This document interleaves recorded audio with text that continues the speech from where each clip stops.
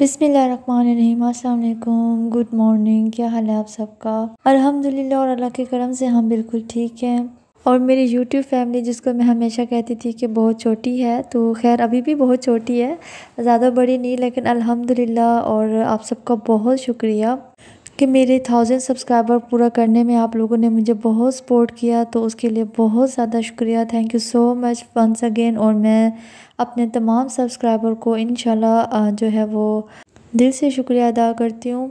आप लोगों ने मुझे बहुत ज़्यादा मोटिवेट किया। मुझे अब दिल करता है कि मैं ज़्यादा से ज़्यादा और अच्छी से अच्छी व्लॉगिंग करूँ आप सबके लिए, क्योंकि यही मोटिवेशंस होती हैं जिसकी वजह से बंदा आगे बढ़ता है। अगर जो बंदा जिस बंदे को ये मोटिवेशंस नहीं मिलती, दैन फिर बिल्कुल भी दिल नहीं करता कि इससे आकर कोई काम किया जाए।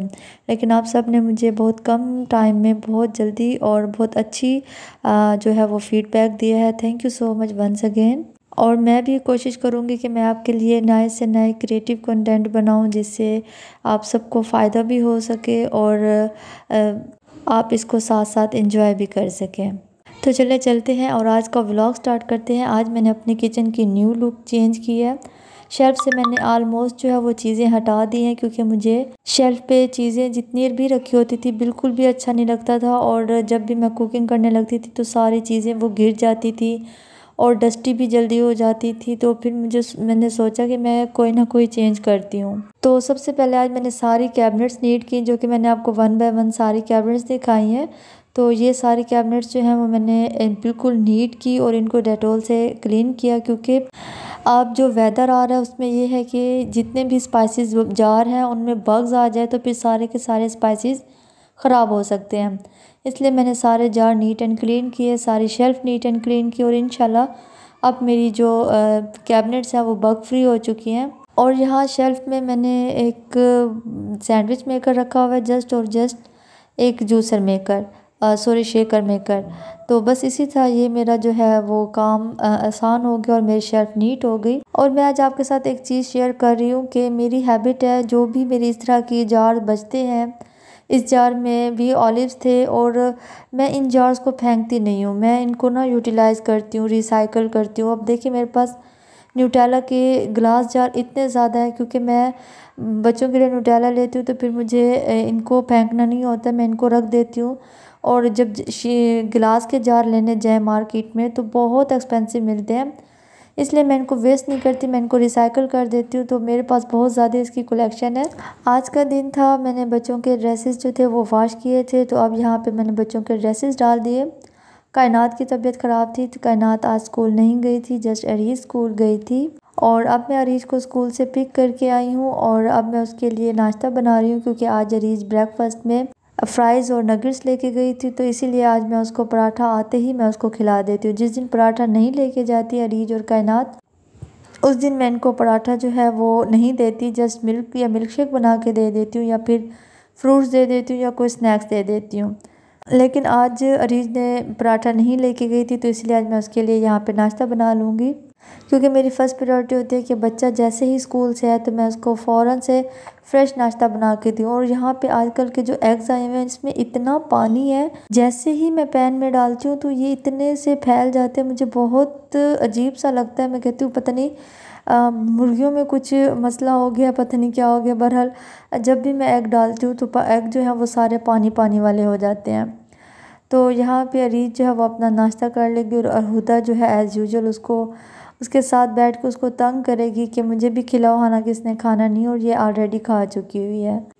अब अरीज आते ही मुझे स्कूल की बातें बताती है।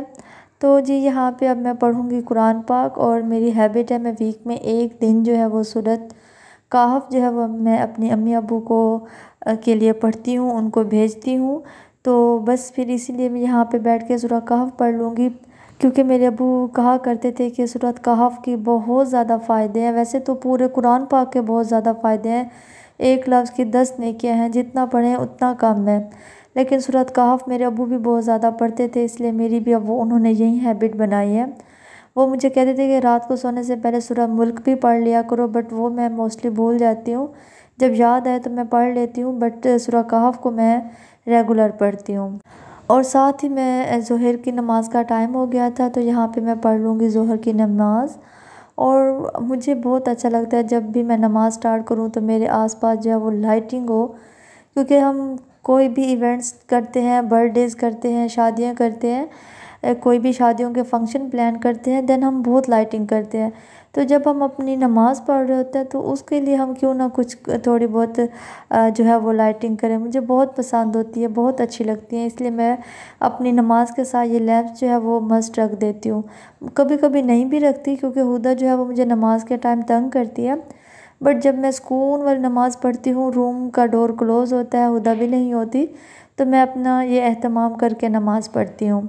और जी यहाँ पे मेरा आज दिल कर रहा था कि मैं कोफ्ते बना लूँ, बट फ़हीम ने मुझे कहा कि आज कोफ्ते नहीं बनाओ, आज चिकन वेजिटेबल राइस बना लो। यहाँ पे मैंने कोफ्ते निकाल तो लिए थे, फिर मैं इसको दोबारा वापस रख दूँगी।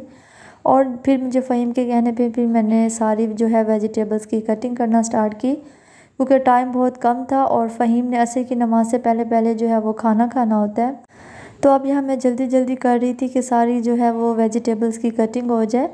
और कैरेट राइस में इतना जल्दी नहीं गलती, वो थोड़ी सी हार्ड होती है, तो उसको मैंने बॉयल होने के लिए रख दिया था। और यहाँ पे मैं अदरक लहसुन का पेस्ट डाल रही थी और साथ ही मैंने चिकन भी वॉश करके रखा हुआ था। सबसे पहले मैं चिकन को भून लूँगी।